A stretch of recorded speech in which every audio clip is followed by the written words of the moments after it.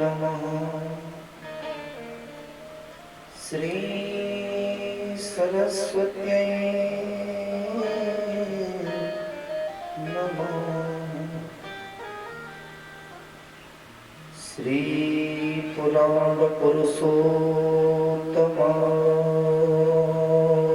नमः। श्री राधा कृष्णाभ्यां नमः।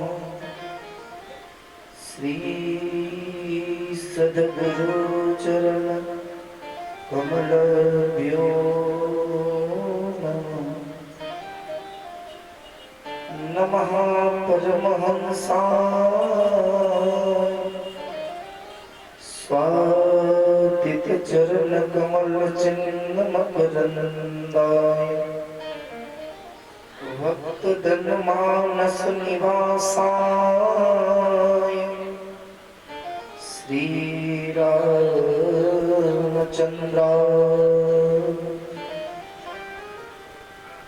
रामाय रामभद्राय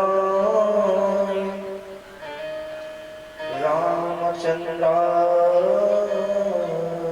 वेदसे रघुनाथाय नाथाय सीताय पतये नमः। अतुलित बलधामं हेमसेना देहं धनुजवन प्रसानं ज्ञानिनामाग्रगण्यं सकल गुण निधानं बाणानामधीशं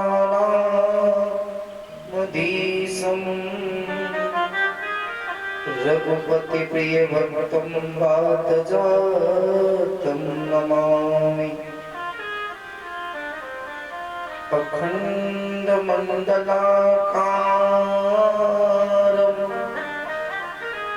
व्यापतं येन चराचरं तत्पदं दर्शितं येन तस्मै श्री गुरवे नमः।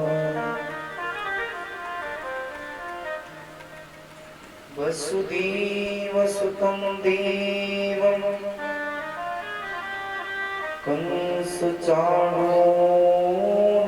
कंसचाणूरमर्दनं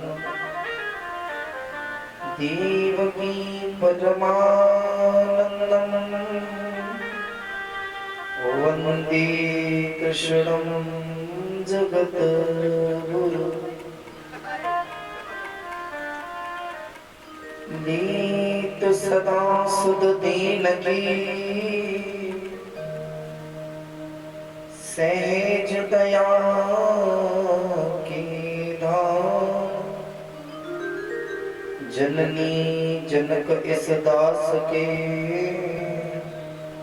प्रभु श्री सीताराम। आए हनुमान जी विराजिए कथा करूं मति अनुसार प्रेम सहित आसन रखूं विराजो पवन कुमार।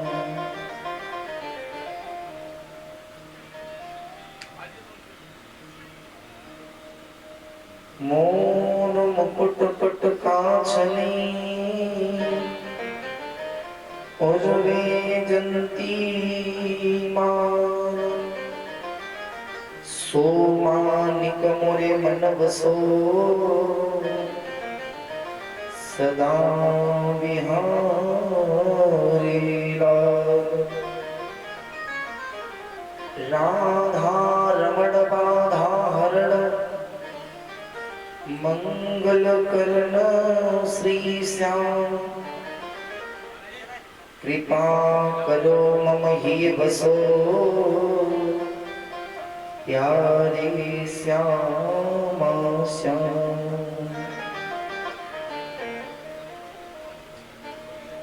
मंगलमय सतगुरु मेरे मंगलमय सब काज मंगलमय सब संत को पुनि पुनि करूं प्रणाम। परम मंगलमय परात्पर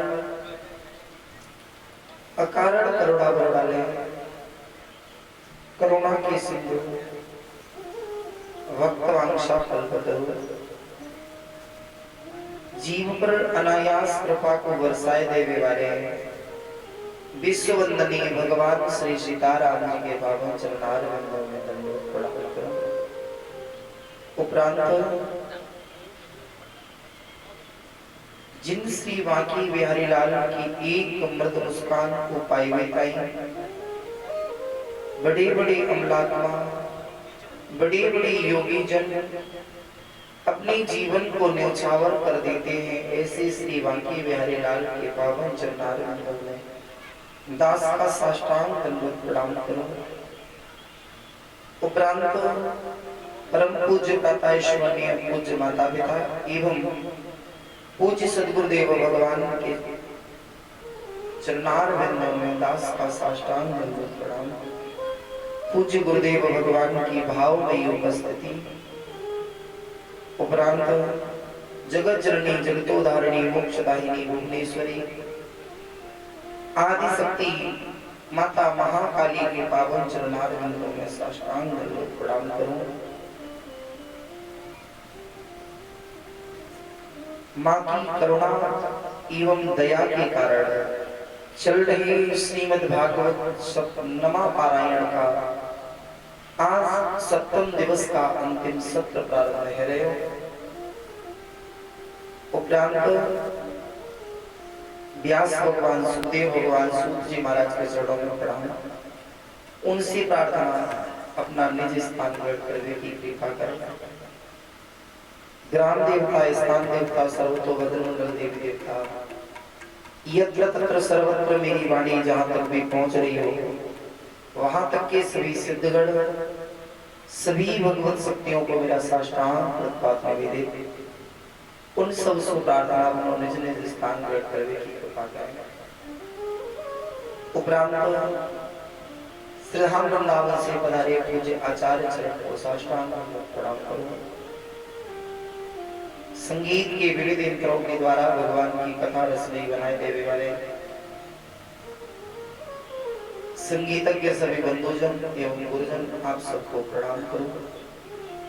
उपरांत ध्वनि विस्तारक यंत्र के द्वारा इस कथा को जन जन तक पहुंचाए देने वाले साउंड ऑपरेटर भाई को साष्टांग दंडवत प्रणाम करूं।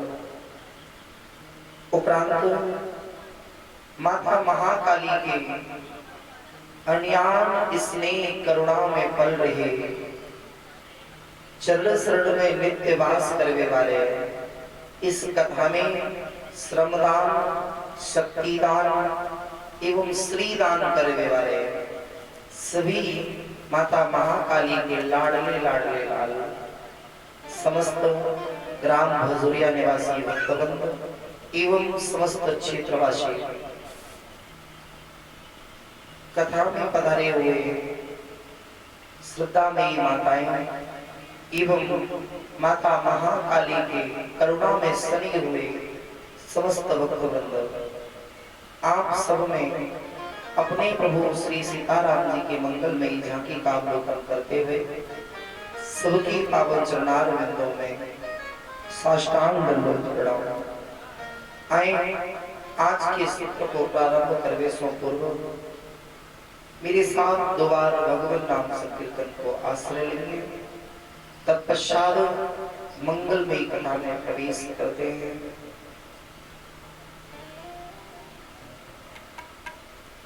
आसरा इस जगत का मिले ना मिले आसरा इस जगत का मिले ना मिले, मुझे तेरा सहारा सदा चाहिए। आसरा इस जगत का मिले ना मिले, मुझको तेरा सहारा सदा चाहिए।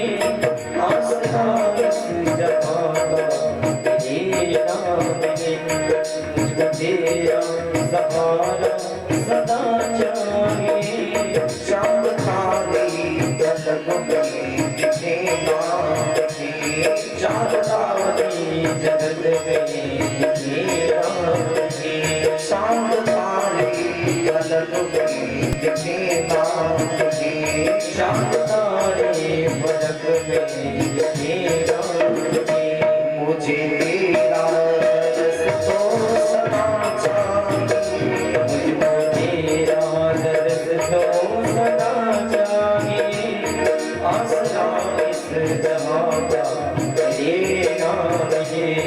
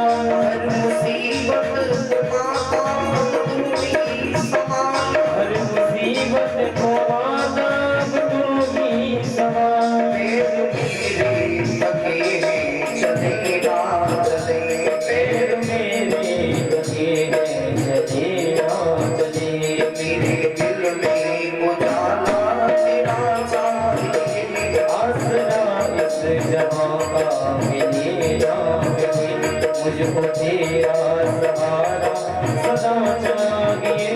आसरा इस जहां का मिले ना मिले।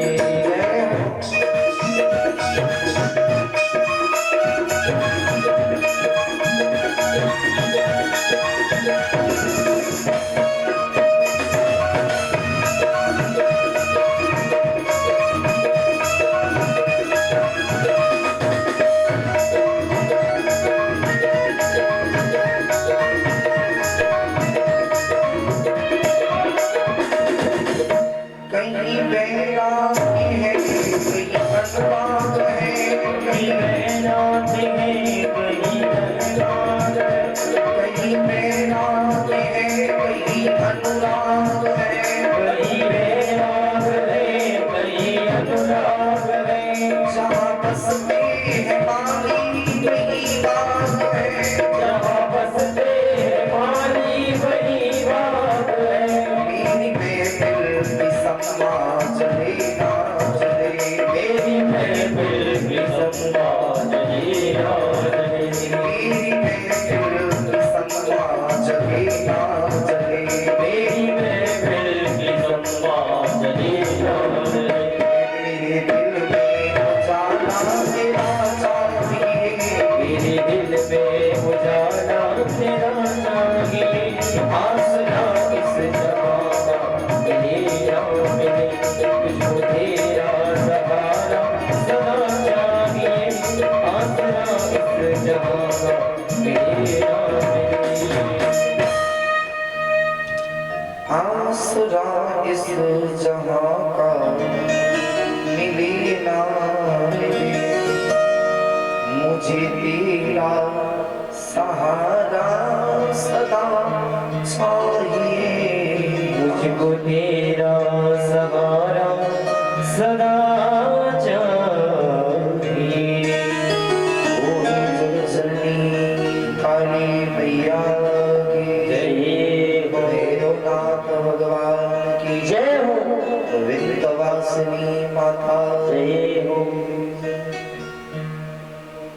आई रंगो कथा प्रसंग की ओर। पावन भगवती भागीरथी की गोद में विराजे हुए राजा श्री परीक्षित को भगवान शुकाचार्य दसम स्कंद की कथा को श्रवण कराते हैं। आचार्य संत कहते हैं, आज मध्याह्न काल के सत्र में हम सभी ने श्रवण किया कि कैसे पूतना का उद्धार भगवान ने करे। और बंधुओं, भगवान के पास जो जीव जिस भाव से जाता है, भगवान उसे उसी भाव से दर्शन देते हैं। क्योंकि ठाकुर जी कहते हैं, आप जिस भाव से आओगे और जैसा सोच करके आओगे, हम वैसे ही बन जाएंगे, है ना। किसी ने कहा, बोले जैसी दृष्टि होगी और वैसी ही सृष्टि है जाएगी। यदि दृष्टि पर चश्मा लाल लगा है तो जगत पूरा लाल लाल दिखेगा। इसका आशय ये नहीं है कि जगत लाल है गयो, लेकिन हम लोगों ने चश्मा लाल पहन रखा है। यदि हमने चश्मा कारीगर को पहना गयो तो पूरी जगत में कालिमा दिखने लगेगी। इसीलिए तो आचार्य संत कहते हैं, यदि जिस भाव से प्रश्न प्रभु को भजोगे, ठाकुर जी वैसे ही बन जाएंगे। भाव को भाव अनक आलस हो, नाम जपत मंगल दिस दश हो। उस परमात्मा का नाम भाव से लय हो जाए, अभाव से लय हो जाए, चाहे कुभाव से लय हो जाए, चाहे क्रोध से लय हो जाए, लेकिन वो परमात्मा का यदि नाम लय हो जाएगा तो ठाकुर जी जीव पर कृपा। आचार्य संत कहते हैं, जैसे मान लीजिए भगवान का कर्म क्या है, यदि कोई जीव अग्नि पर चरण रख दे, अग्नि पर यदि चरण रखोगे तो अग्नि का काम है जलाना।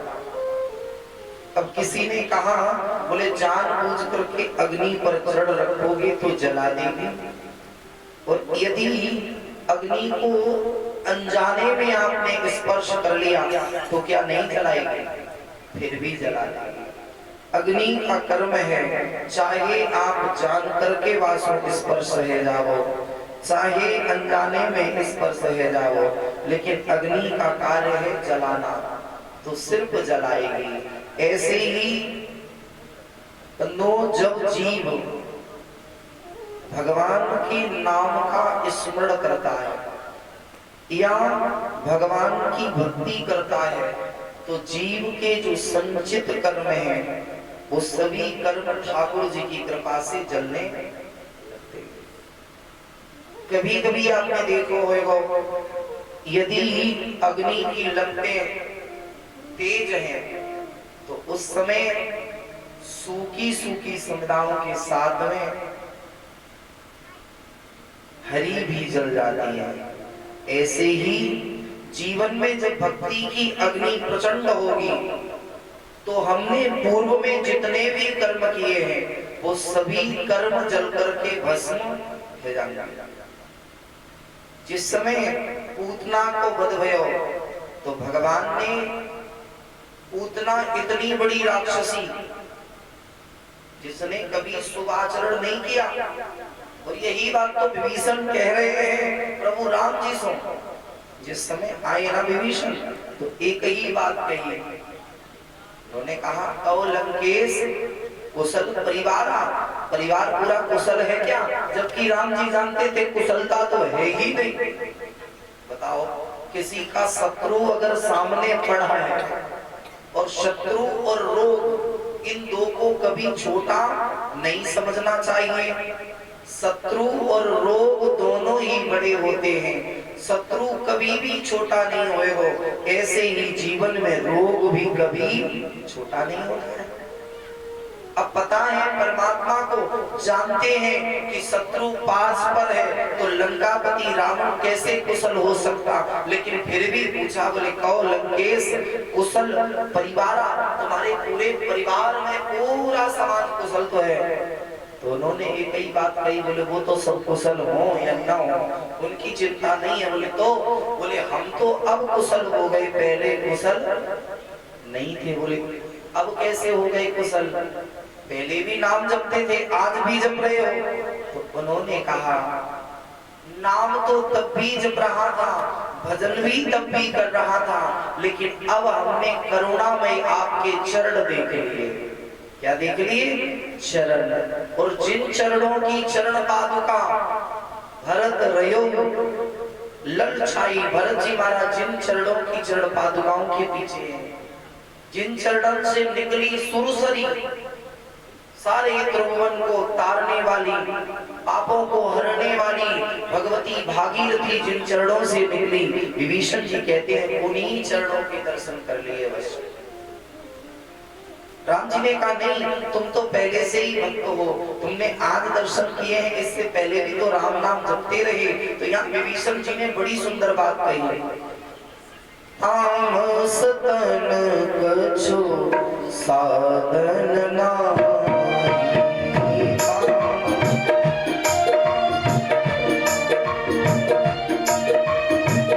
तामस तन कछु साधन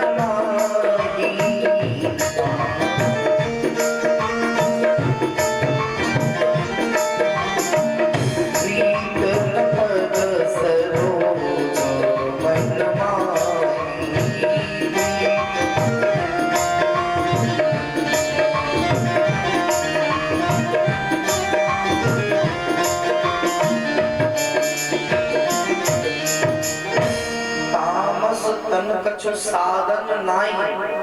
ये शरीर कैसा है? विभीषण जी कहते हैं ये तामस से भरा शरीर है ना। हम लोग जरा सी माला करते हैं तो क्या कहते हैं? हम भक्त हो गए, हम पूजा करते हैं। लेकिन विभीषण जब जागता है तो राम नाम लेता है, और फिर भी उसने ये नहीं कहा कि मैं भक्त हूं। क्या कहा? मैं तामस तन कछु साधन नाई। और हे प्रभु प्रीत न पद सरोज मन माही, मेरे ना तो प्रीति है और ना ही मैंने कोई साधन किया। भगवान ने कहा नहीं नहीं, तुम भले ही कोई साधन न किया हो, लेकिन तुम हमारे भक्त हो। एक बार साधन करो न करो चलेगा, लेकिन जब भगवान के पास कोई जीव आ जाता है तो बंधुओं और माताओं, उसके पूर्व जन्म में जो भी कर्म किए, शुभ असुभ, शुभ और अशुभ दोनों कर्मों को भगवान की कृपा रूपी अग्नि जला करके राख कर देते हैं। अग्नि भगवान का मुख है। अच्छा, अग्नि देव भगवान के कितने मुख हैं? अग्नि देव भगवान के कितने मुख हैं?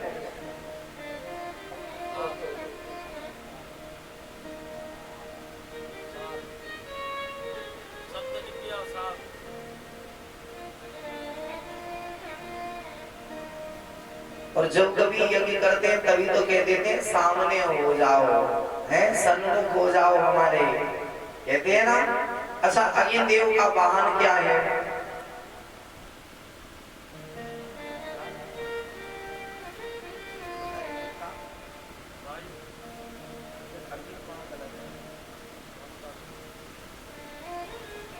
बोले भक्तवत्सल भगवान की जय।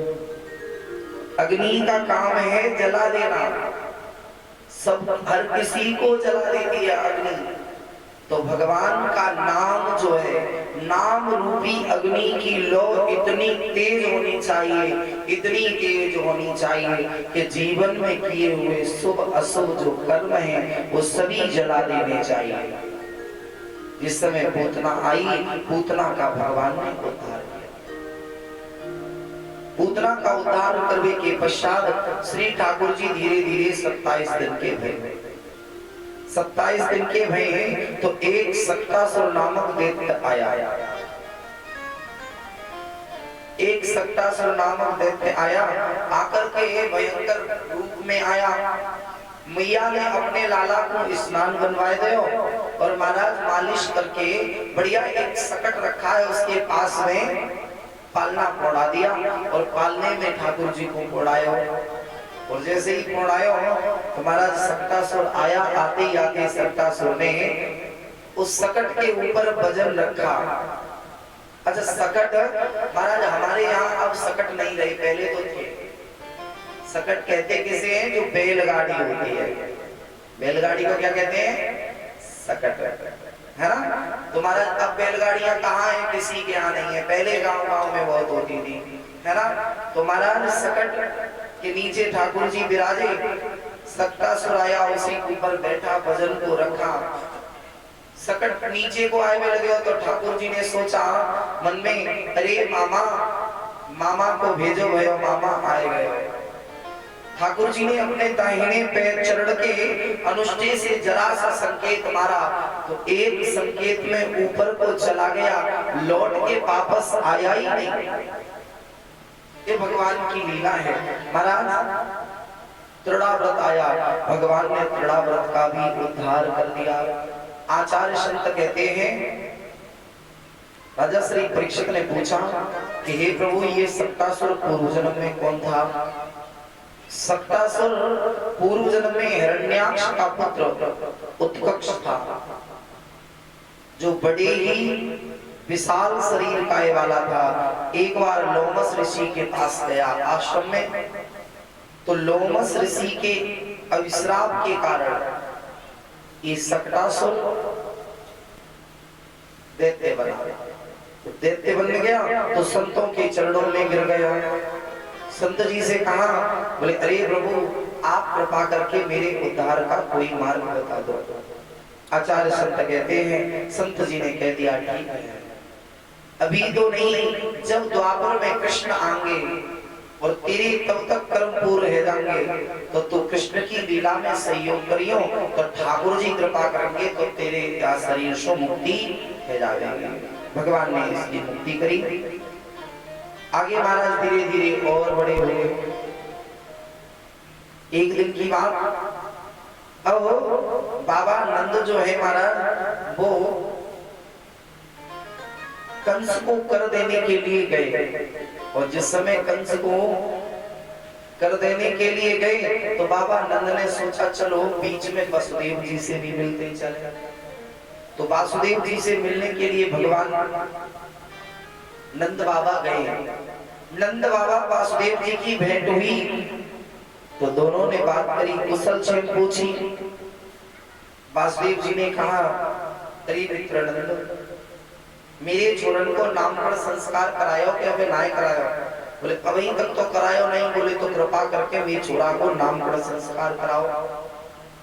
महाराज वासुदेव जी ने बाबा नंद को बताया कि हमारे जो कुल पुरोहित हैं वो गर्गाचार्य जी महाराज हैं। कौन है? गर्गाचार्य जी। इन्हीं गर्गाचार्य जी महाराज ने गर्ग संहिता को लिखा। किसको लिखा? गर्ग संहिता को जिन्होंने लिखा गर्गाचार्य जी महाराज ने।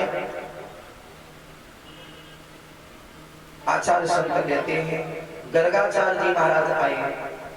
माता जी ने सोचा कि चलो देखते हैं इस महात्मा की परीक्षण करने में कि इस महात्मा में कितनो ज्ञान है और कितनो नहीं है ना। हम लोग भी देखते हैं कभी कभार गांव में कोई संत आ जाए, कोई आचार्य आए तो क्या सोचते हैं? बोले चलो ये देखेंगे कि इनमें कितनी जानकारी है, इन्हें कितनी जानकारी है।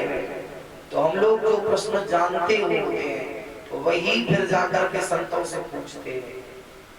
कभी ऐसा नहीं करना चाहिए। संतों के पास बैठ करके जगत की चर्चा नहीं करनी चाहिए। संतों के पास किसकी चर्चा करनी चाहिए? संतों के पास जगत को छोड़ करके जगदीश की चिंता कर लेनी चाहिए। चूंकि संत का क्षण और अन्न का कण, इन दोनों को व्यर्थ में बर्बाद नहीं करना चाहिए। न जाने संत थोड़े क्षण के लिए आए हैं, उसी क्षण में यदि आपने अपने कल्याण के लिए कुछ पूछ लिया, भगवान की मंगलमयी चरित्रों को श्रवण कर लिया, तो न जाने उन संत की वाणी से ऐसा कोई शब्द निकल जाएगा जो हमारे जीवन को परिवर्तित कर दे, जो हमारे विषयों में पड़ी हुई जीव जैसी वृत्ति जो हमारी अनंत जन्मों से पड़ी आई है, इस वृत्ति को खींच करके भगवान के मार्ग में लगा दे। ये कभी भी हो सकता है, लेकिन होगा कब? जब हम भगवान के चरित्रों को श्रवण करेंगे। आचार्य संत कहते हैं, गर्गाचार्य जी की परीक्षा लेने के लिए मैया ने क्या किया कि अपने अपने छोरा की अदली बदली कर ली। रोहिणी मैया ने अपने छोरा को लियो और यशोदा को दे दियो, यशोदा मैया ने अपने छोरा को लियो और रोहिणी मैया को दे दियो। और जैसे ही लेकर के दोनों मैयाएं सामने पहुंच गई, आचार्य जी ने देखा, आचार्य जी ने मन में सोचा, बोले अरे, आचार्य जी ने कहा ये सब क्या है? मैया परीक्षा ले रही है, और भक्त की संत की कभी भी परीक्षा नहीं लेनी चाहिए, वो तो माने लिए। महाराज एक बार वृंदावन में सूरदास जी महाराज जो तारा से गाया करते थे, किससे गाते थे? तारा से। अच्छा, सूरदास जी महाराज जन्म से ही सूरदास थे या बीच में हुए थे? इतिहास पढ़ा सूरदास जी का, आता भी है 9 में और 10 में सूरदास जी का जीवन परिचय है ना। तो सूरदास जी ने नित्य नियम था, सूरदास जी का भगवान के बारे में नित्य सुंदरता का वर्णन करते थे, नित्य पद लिखते थे, और जब भी जाते थे तो पुजारियों से, गोसाइयों जी से पूछते थे कि आज प्रभु कैसे हैं? तो जैसे प्रभु का श्रृंगार होता था, आचार्य संत कहते हैं, तो सूरदास जी वही वर्णन कर देते थे अपने तारा को बजा करके। एक दिन पुजारियों ने आपस में ये सोचा, बोले या महात्मा को कोई ना कोई बता देता है, कोई ना कोई बता देता है, तभी ये महात्मा आकर के वर्णन कर देता है। और बंधुओं, जो महात्मा होते हैं ना, वो अपनी मस्ती में मस्त रहते हैं। महात्माओं को जगत से लेना देना नहीं होता है, क्योंकि जो जगत की मस्ती में रहता है तो वो जगदीश की मस्ती में नहीं रह सकता, क्योंकि मस्ती तो एक ही की तो चढ़ सकती है, या तो जगत की चढ़ा लो या फिर जगदीश की चढ़ा लो। जगत की चढ़ेगी तो भगवान वाली मस्ती नहीं चढ़ सकती, और यदि भगवान वाली मस्ती चढ़ेगी तो जगत वाली मस्ती नहीं फिर चढ़ेगी। आचार्य चरण कहते हैं, जैसे ही सूरदास जी आए तो सबने पहले से ही सलाह बना करके रखी, बोले आज ठाकुर जी का श्रृंगार ही नहीं करना। तो जब श्रृंगार नहीं किया और जैसे ही आए पूछा, बोले बाबा आज तो भगवान बड़े मलूक से लग रहे हैं, इतना दिव्यतम दिव्य श्रृंगार करे हुए हैं, इतने दिव्य लग रहे हैं ठाकुर जी, जो एक बार देख ले इन्हीं को है जावे, आज इनको वर्णन करो। तो सूरदास जी ने सोचा मन में, अरे प्रभु कोई बात नहीं है, बड़े सुंदर अपना तार जैसे ही लिया और जैसे ही तारा बजाया, तान छेड़ा, तो महाराज सूरदास जी को भगवान की झांकी सामने आ गई। और जैसे ही झांकी सामने आई, सूरदास हंस दिए और हंसते हंसते रो पड़े। सूरदास जी ने मन में कहा कि अरे प्रभु, आज दिन तक जगत को बनाने वाला जो जगदीश है, कितना भी जीव पैसे वाला क्यों ना हो, लेकिन जगत में आएगा तो भी बिना कपड़ों के और जाएगा तो भी बिना कपड़ों के। बीच में ही हर चीज मिलेगी और बीच में ही तुमसे ले ली जाएगी। कुछ तो ले ली जाएगी और कुछ छूट जाएगी। अच्छा बताओ, नाम किसने दिया? दूसरों ने। काम किसने दिया? दूसरों ने। शिक्षा किसने दी? दूसरों ने। और जब जाएंगे तो सब कुछ ले लेंगे। घर वाले क्या करते हैं? बोले चारपाई किसकी है? बोले बूढ़े बाबा की है, जाको फेंक दो। रजाई किसकी है? बोले बूढ़े बाबा की है, जाओ फेंको। कपड़े बोले जे बूढ़े बाबा के हैं, जाइयो फेंक दो। लेकिन जो सोना चांदी है, बोले याकू जे बूढ़े बाबा को है, याकू तो रख ले। क्यों? आदमी हल्की चीज फेंक देगा और भारी चीज दूसरी तरह से समझ लो। जैसे चाय में यदि मक्खी गिर जाए तो क्या करेंगे? चाय फेंक देंगे। और यदि जो खाने वाला घी है उसमें मक्खी गिर जाए तो क्या करोगी? तो मक्खी को निकाल करके फेंकेंगे। यही जगत की रीत है। जगत क्या करता है? जब तक तुम उसके काम के हो तब तक वो तुम्हारे दोषों को नहीं देखेगा, लेकिन जिस दिन तुम उसके काम के नहीं रहोगे तो वो तुम्हारी गलतियां निकालने लगेगा। और इस जगत में जो है उसमें गुण और दोष दोनों ही समाविष्ट होंगे, क्योंकि बिना गुण दोष के संसार की रचना न हुई थी न होगी। जैसे ही प्रभु ने देखा, प्रभु का स्वरूप देखा, बाबा हंसने लगे। और यही सूरदास जी ने पद गाया, आज हरि देखा नंग मनंगा। आज मैंने परमात्मा को भी बिना कपड़ों के देख लिया। आज हरि देखा नंग मनंगा। संसार बिना कपड़ों के कई बार संसारी जीव रहते हैं, लेकिन जगत को बनाने वाला जगदीश आज बिना कपड़ों के है। सभी गोसाई चरणों में गिर गए, बोले महात्मा जी आपसे माफी चाहते हैं। मुझे तो ऐसा पता था कि आपको कुछ दिखता ही नहीं है।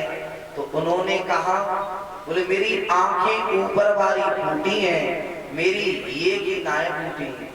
एक आंखें कहाँ होती हैं? एक हृदय की होती है ना? किसी ने गाया है, घूंघट की पट खोल रे तो ये पिया मिली। घूंघट की पट खोल रे तो ये पिया मिलेंगे। पिया मिलेंगे तो पिया मिलेंगे। पिया मिलेंगे तो पिया मिलेंगे।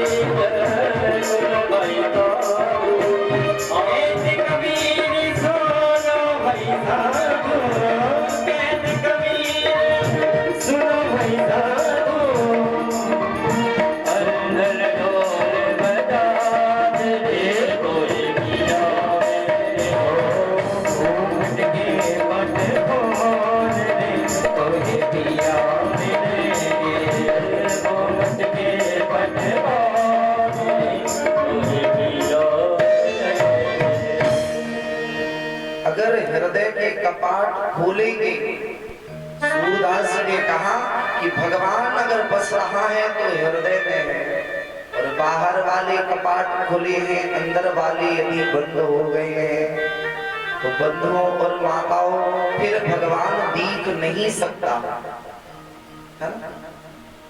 भगवान संत जी इस समय आए, गर्गाचार्य जी माताओं ने अपने अपने छोरा को बदला बदली कर ली, और जैसे ही अदला बदली करी तो पहले ही गर्गाचार्य जी देखते तो हैं माता यशोदा की तरफ और रोहिणी से बात कर रहे हैं। क्या कहा? देख तो यशोदा की गोद में रहे हैं और बात कर रहे हैं रोहिणी से। कहा अरे रोहिणी, जो यशोदा की गोद में छोरा पड़े होगा? बोले हाँ। बोले आपको नाम होएगो संकर्षण। क्या नाम होएगो? संकर्षण। जो संकर्षण चो रखे हो? बोले एक गर्भ से जो दूसरे गर्भ में स्थापित करो गए होए वाको नाम पड़े हो संकर्षण। बोले पहलो नाम आपको संकर्षण होएगो, या लोग बलभद्र कहेंगे, और यही राम का अग्रज होगा। पहले तो राम का अनुज बन करके आया, अब राम का अग्रज बन के आवेगो और बल का नाम होगा, तो नाम होएगो या को बलराम।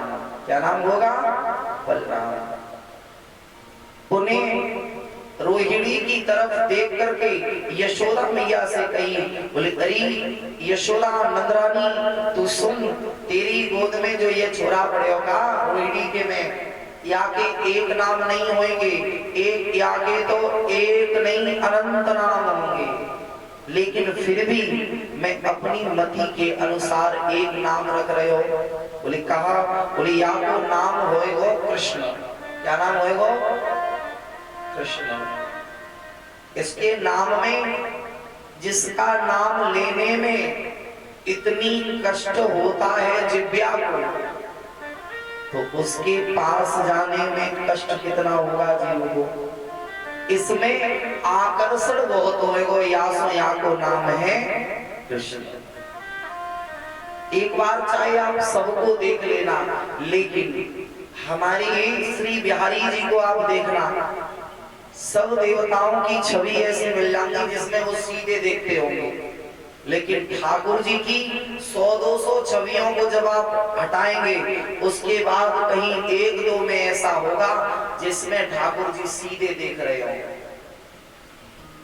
ट्राई कर लेना, कितनी भी कोशिश करोगे तब 1000-2000 कहीं 100-200 चित्रपट को इधर उधर कर देंगे, है ना। अब हमारे घर में जो रखी जाती है ऐसे, वो क्या बोलते हैं? फोटो। फोटो नहीं है ये, क्या है? इन्हें फोटो नहीं कह सकते, इन्हें स्वरूप कह सकते हैं। क्या कह सकते हैं? ये परमात्मा का स्वरूप है, या चित्रपट है, या भगवान का विग्रह है। अब वो वाली फोटो ना है, कैलेंडर लेके 20 रुपए का लटका लो, दीपावली को लटकाओ, होली को फाड़ के गोरी पर सीताराम कर जाओ, होली को लटकाओ तो रक्षाबंधन को सीताराम करो, हैं? ऐसा नहीं करना चाहिए। चित्रपट ज्यादा नहीं लगाने चाहिए भगवान के। भगवान का जो स्वरूप है, वो स्वरूप आपके मंदिर में विराजा है, उस मंदिर में विराजे हुए स्वरूप की आराधना करी जाती है ना। तो भगवान ने कहा, गर्गाचार्य जी ने कहा इसका नाम कृष्ण होगा, क्योंकि आपको जो एक बार देख लेगो वो आपको बार बार देखने की जिद करेगो, है ना। अच्छा तुम देखो, प्यारी जी को एक बार देखने जाओ, दर्शन करने, हमारा एक बार दर्शन है जा में तो मैं धोखे खड़े में कैसे? तो पहली बार में जब तक आपकी दृष्टि जावेगी तब तक पर्दा है जावेगी, तो पहली बार में ठाकुर जी को देखा ही नहीं पाओगे, क्योंकि कभी कमरे में वो बैठते हैं, बाहर भी यदि है तो भी पर्दा की व्यवस्था है। आप किसी मंदिर में अयोध्या जी, काशी जी, मथुरा जी, जहां भी जाए, एक बार, दो बार, 4 बार, 10 बार दर्शन करेंगे, लेकिन बिहारी जी के दर्शन चाहे नृत्य करो लेकिन मन कभी भरता नहीं है। इतना ही इन्हों में आकर्षण है। कितना आकर्षण है, इतना ही आकर्षण है कि जो एक बार इनको देख लिया तो समझ लो वो इनका हो गया। जिस जिस पे नजर डाल दी वो इन्हीं का हो गया। फिर घर बार छोड़ दिया उसने। इनकी इतनी करुणा है। और बिहारी जी के मंदिर में जब भी आप प्रवेश करें तो धक्का जब लगते हैं ना, ये धक्के क्या है? बोले कर्म के धक्के हैं। जितने जिसने कर्म किए हैं, कर्म के धक्के खाने के लिए जीव जगत में जाता है। अरे स्वामी जी वहां ना विराजो, इधर विराजो आए। हाँ, कम से कम लुंगी की मर्यादा है। लुंगी आई, लिंगी इधर इधर विराजो। डिपार्ट में रहोगे ज्यादा फायदा रहेगी, है ना? हमें फायदा और आप को फायदा लेके आओ। हम बोले भक्त वत्सल भगवान की बिहारी लाल की। आई दोबारा लेते हैं प्रभु जी का नाम। तत्पश्चात मंगलमयी कथा। यशोदा नंद को लाला रे, यशोदा नंद को लाला रे, हमें तो जो दिया बनाई गयो रे, हमें तो जो दिया बनाई गयो रे। यशोदा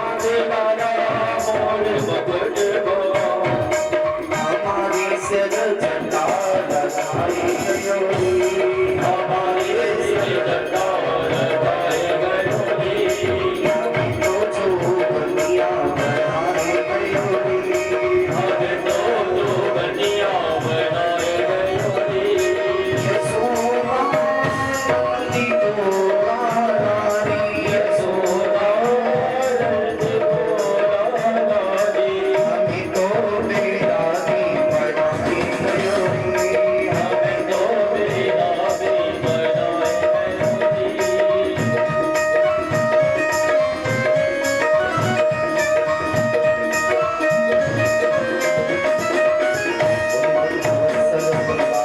रे कहा तेरे लाला के नाम एक नहीं होंगे अनंत होंगे जैसी जैसी ये छोड़ा लीला को करेगा और वैसे ही आके नाम बढ़ते चले जाएंगे।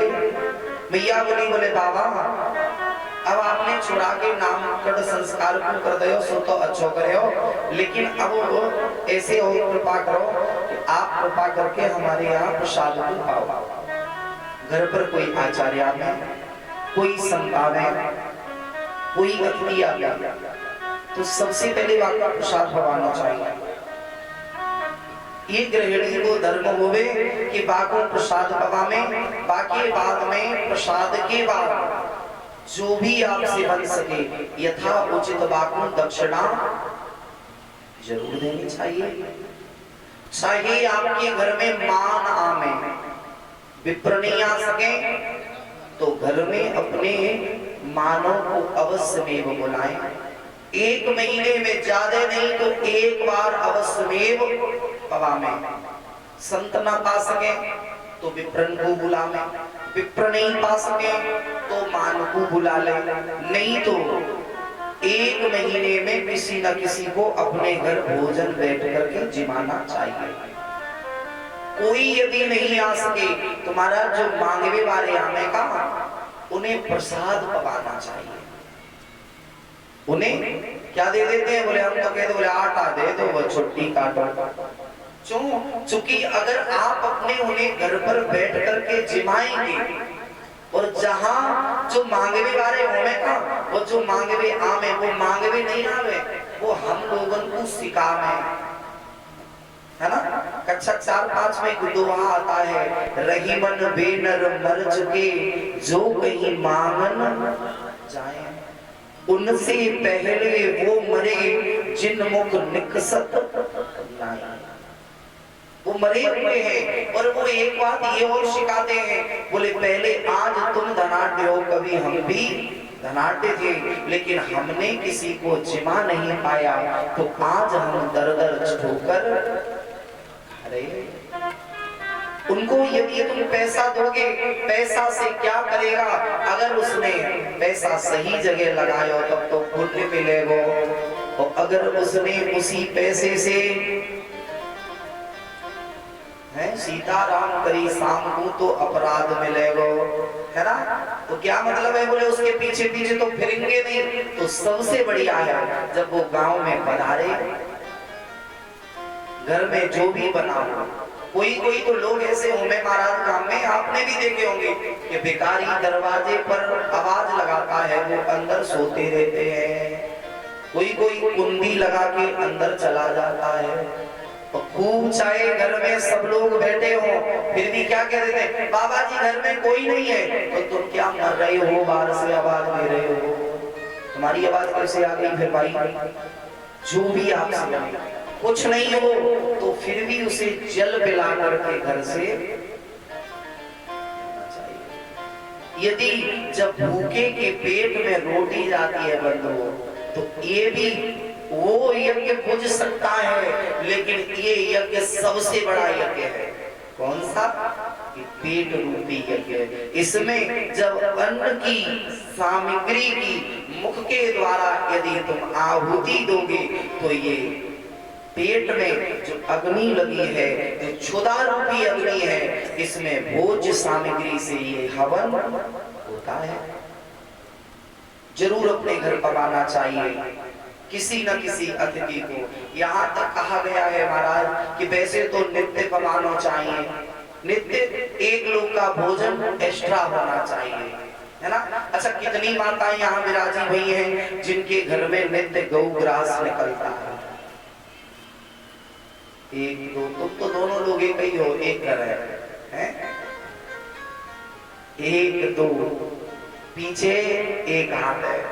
अच्छा, एक बार अपने लिए ताली बजाओ, देखो कितने बढ़िया हो तुम लोग। कम से कम 3 लोग तो, और बीच वाले गौग्रास नहीं निकालती हो?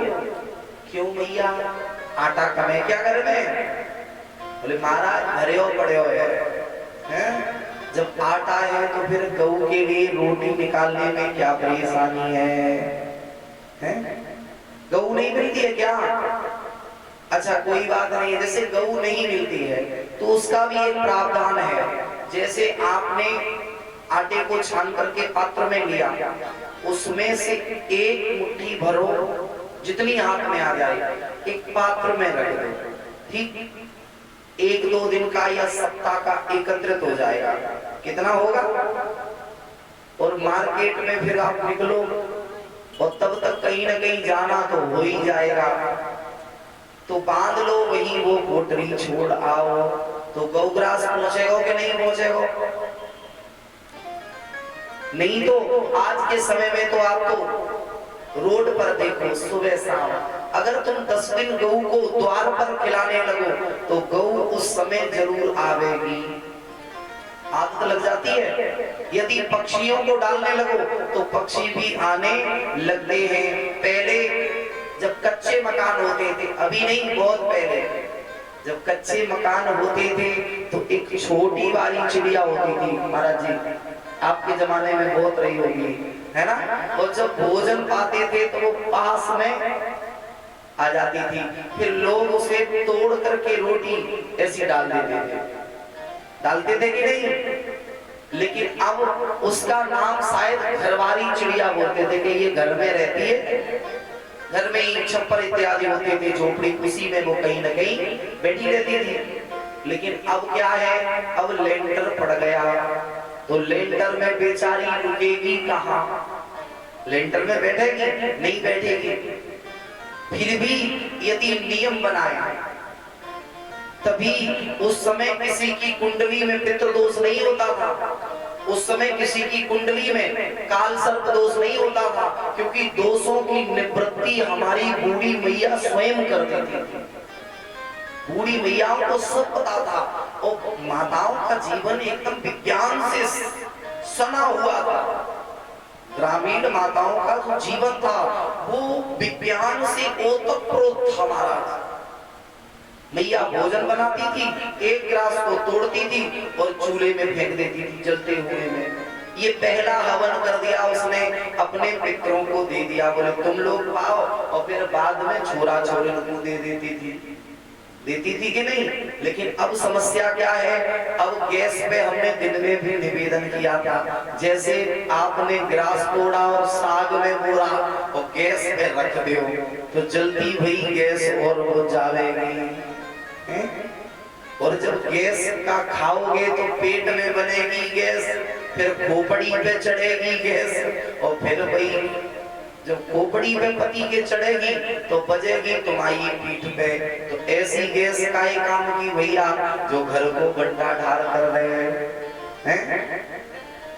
अच्छा, ये छोड़ो, ये हम सबकी कथा है, आपके यहाँ भी वही व्यवस्था है और वही हमारे यहाँ भी है। लेकिन अपने यहाँ एक गौ पालो, ज्यादा नहीं, एक गौ होगी तो इतना बचा हुआ उसे गौग्रास भी मिलेगा, तो गौ की रक्षा भी हो जाएगी। ऐसे नहीं होगी कि पंडाल में कह दो गौ माता की जय हो, ऐसे नहीं होगी जय। जय तो कर देंगे, लेकिन जय करोगे तभी तो आपकी होगी विजय, और हम जय करना ही नहीं चाहते हैं। मैया ने क्या कहा, बोले महात्मा जी हमारे यहाँ भोजन पालो। तो महात्मा जी ने कहा, अरे मैया देख, मैं तो स्वपाकी ब्राह्मण हूँ, मैं स्वपाकी हूँ, मैं अपने ही हाथ से प्रसाद बनाऊं, पाइए पाऊं, मैं काऊ के हाथ की छुई वही रसोई हूँ। नहीं पाऊंगा। तो मैया ने कही बाबा जे का बड़ी बात है गई, तुम ऐसा करो, तुम तो आराम से प्रसाद बना लो और हम आपको सामग्री दिए देते हैं। मैया ने सामग्री दे दी, संत जी ने सुंदर सा प्रसाद बनाया। बना करके अब संतों का नियम होता है पहले पधरा देंगे प्रसाद और फिर उसमें तुलसी पधराई, और संत जी ने जैसे ही मंत्र बोला तो दियम वस्तु गोविंदम तुभ्यमेव समर्पये गृहाण सम्मुखो भूत्वा प्रसीद परमेश्वरः। बोले हे प्रभु, आपका दिया हुआ जो प्रसाद है आपके सामने रखा है, कृपा करके प्रसाद भोग लगा। अब ठाकुर जी महाराज लेटे पालने में, अच्छा 1 वर्ष के ठाकुर जी हैं, सो एकदम घुटने के बल पर आए और महात्मा की भोजन में दोनों हाथ भरे और मुंह से पाने लगे। जो छोटे बालकों में बालक बालिकाएं वो कभी एक हाथ से नहीं खाएंगे, वे दोनों हाथों से खाएंगे। जैसे ही पाने लगे, महात्मा ने जैसे ही नेत्र खोले देखा, बोले नंद को छोरा तो प्रसाद को दूषित कर रहे हो। एकदम आवाज लगाई, बोले नंदरानी अरे यशोदा दौड़ के आई हो तो जरा देख, ते छोरा ने जे रसोई को दूषित कर रखा हो। मैया भाग के आई और जैसे ही मैया ने देखा, बोले लाला ने सारी रसोई दूषित कर दी। लाला को उठायो, एकदम उनको मारो, अरे सोजा बाबा को परेशान कर रहे हो। ये बेचारो बाबा वैसे तो बड़ी मुसीबत से जाने बनाए पाई भोजन को। वाह भैया, बढ़िया श्रोता है, देखो सबसे अच्छे श्रोता तो जी हैं, लाली है वत्सल भगवान की। नहीं कृपा है भगवान की, कम से कम पांडाल में बैठ करके तो कथा सुन रहा है, कुछ न कुछ 84 अवश्य कटेगी। माया का प्रपंच है। बांके बिहारी लाल की, भक्त वत्सल भगवान की।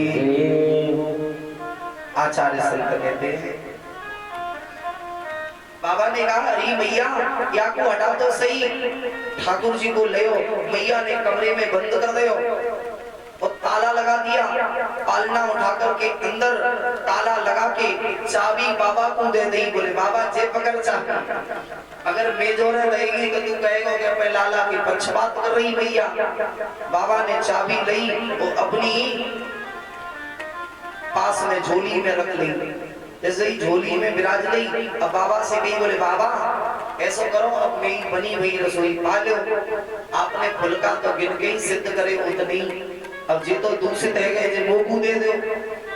तो बाबा ने कही कि ऐसा तो नाय प्लान है कि महात्मा बना दो जाए, तू अपने छोरा को बार बार भेज दे, जे रसोई को दूषित करेगा तो मैं तोकू दे दूंगा जे रसोई, और तू बनावेगी नहीं। भैया ने कही नहीं नहीं बाबा ऐसी बात ना है ना, तुम प्रेम से याद पाओ यार रसोई को आप आओ बताओ तो मैं बनाए दूंगी। बोले नहीं मैं तो अपनी स्वयं बना लूंगा।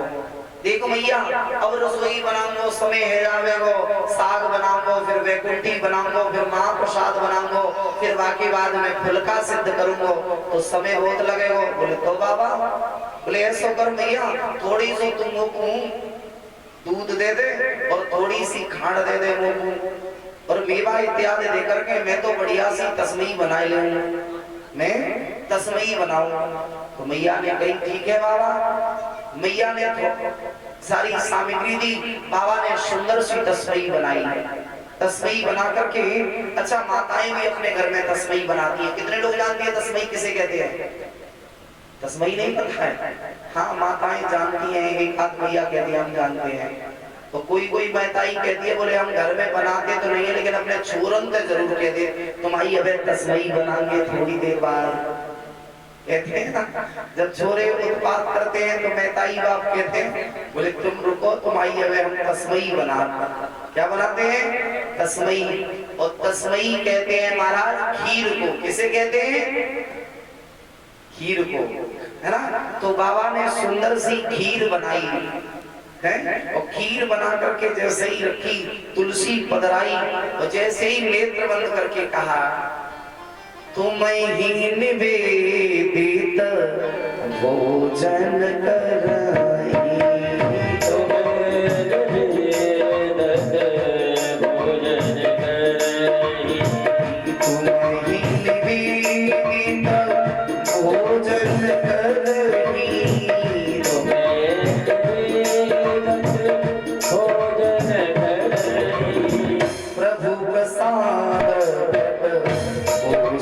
बढ़ रही रघुवंश पाद बढ़ बोल रही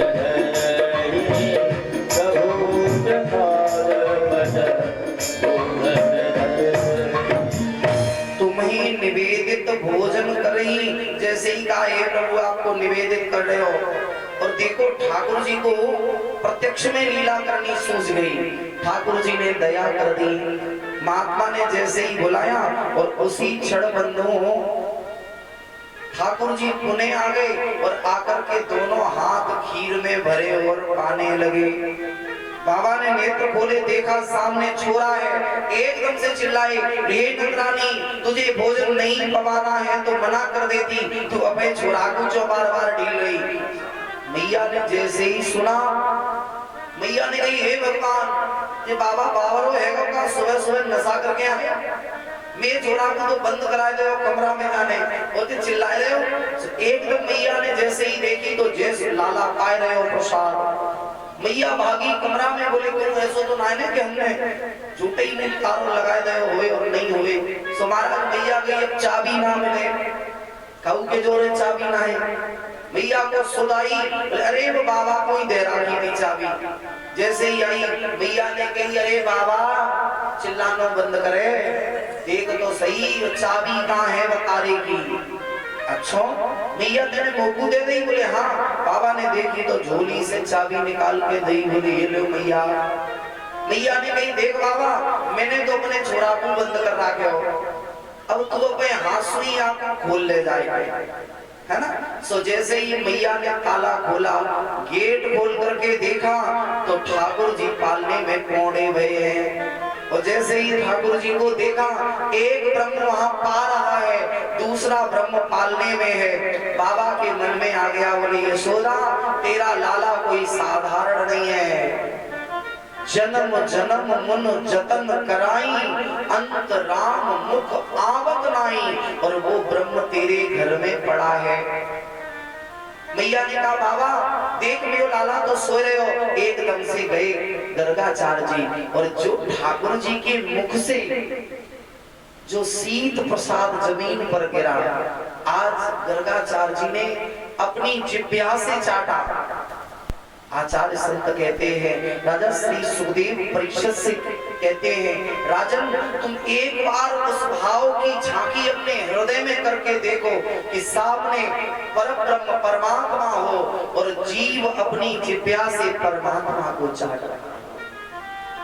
मुखमंडल बच्चा जब पाता है तो उसके इधर उधर लग जाता है ना। बालक जो हुए ना वो भगवान को ही स्वरूप होवे, बालक भगवान को ही स्वरूप होवे। यहाँ गर्गाचार्य जी ने भगवान की स्तुति करी, स्तुति करने के पश्चात में गर्गाचार्य जी ने कहा अरे यशोदा तेरा लाला नहीं है, ये तो ब्रह्म है। कितना कहने जाने वाले थे, तब तक भगवान ने जरा सी मुस्कुराहट ला दी चेहरे पर, और जो मुस्कुराए ठाकुर जी, गर्गाचार्य जी सब कुछ भूल गए। ये सुध ही नहीं रही कि मानो गर्गाचार्य जी ये कहने वाले थे कि ये परमात्मा है, तो परमात्मा नहीं मुझसे निकला। यही कहा कि तेरा बालक है ना वो परमात्मा जैसा है, ये नहीं कहा कि परमात्मा है। क्या कहा, बोले तेरा बालक परमात्मा जैसा है। मैया तू धन्य हो गई। मैया यशोदा को लाखों आशीष दी गर्गाचार्य जी ने, और गर्गाचार्य जी भगवान के गोकुल से महाराज विदा लेते हैं। आचार्य संत कहते हैं जब जीवन में प्रेम की पराकाष्ठा होती है, जिस ब्रह्म के नाम को गर्गाचार्य जी ने रखा तो गर्गाचार्य जी भी धन्य हो गए। चूंकि पुरोहित भी चाहता है कि हमारे यजमान के यहाँ सुख शांति रहे, चाहता है कि नहीं पुरोहित, यजमान के यहाँ सुख समृद्धि होगी तो पुरोहित भी प्रसन्न रहेगा। और जब यजमान ही दुखी होएगा तो फिर पुरोहित प्रसन्न हो सकता है, नहीं हो सके। वो महाराज अब भगवान ने ब्रज में बाल लीलाएं करी। आचार्य संत कहते हैं श्री ठाकुर जी ने ब्रज में सबसे पहली लीला करी। एक दिन ठाकुर जी बुरारे जागे, भोर भयो, और भोर भय ठाकुर जी जिस समय जागे अब मलूक से ठाकुर जी सावरे सावरे से, ठाकुर जी को शरीर कैसे है, बोले ये सावरे सावरे से है ना। महाराज सावरे से ठाकुर जी और मैया ने सांझ को ही लगायो मोटो मोटो काजल, का लगायो काजल। अब तो कोई छोरा लगा में ही नहीं काजल। पहले बड़े बूढ़े बुजुर्ग है ना, ये शाम को अपनी आंख में क्या लगा के सोते थे, सुरमा लगाते थे ना। लेकिन धीरे धीरे समय बढ़ा तो अब सुरमा भी नहीं रहा। पहले कुछ में भी आता था, अब नहीं आता है। लाली का पागल है कि असर सो लग रहा हो कुछ। अच्छा